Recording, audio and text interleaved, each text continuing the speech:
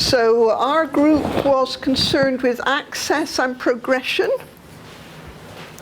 And we had an extremely lively and interesting discussion.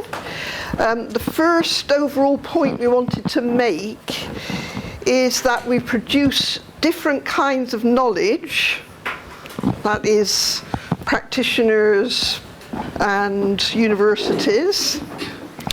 And some of those knowledges are seen as more powerful than others, but what is powerful depends very much on the context in which you're based.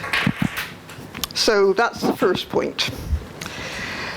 The second point is that there is a great deal of research that's produced, but people are not very good at disseminating it.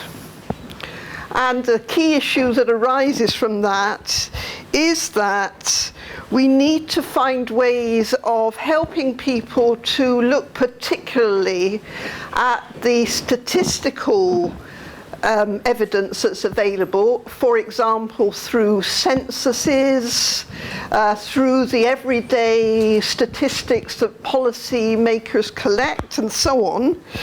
And often that data is available through using new technologies.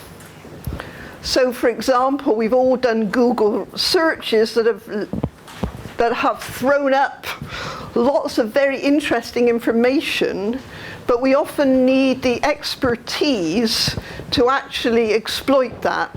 And we were particularly discussing Bernie Brady's point about how some of the research that had been produced by them had been then useful to groups of older learners who'd been able to access the relevant statistics that had been produced so that they could in turn demonstrate the value of learning in later life.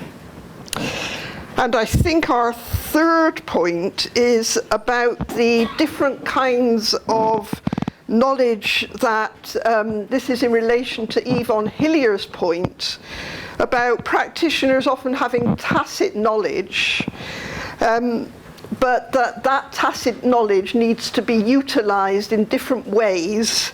And we all very much liked her example of using parents as researchers, because parents had a particular kind of knowledge that meant that both that they could access other parents in ways that outside researchers weren't able to, but at the same time they were able to use that knowledge to speak much more clearly to both universities and policymakers.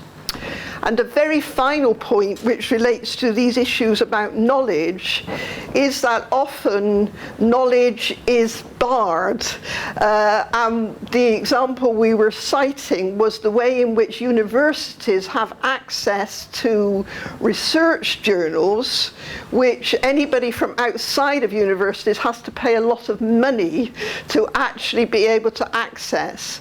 And we felt that that was a very useful bridge that the universities and practitioners could help each other to cross by being able to disseminate that kind of knowledge in ways that would be really useful to practitioners. Thank you.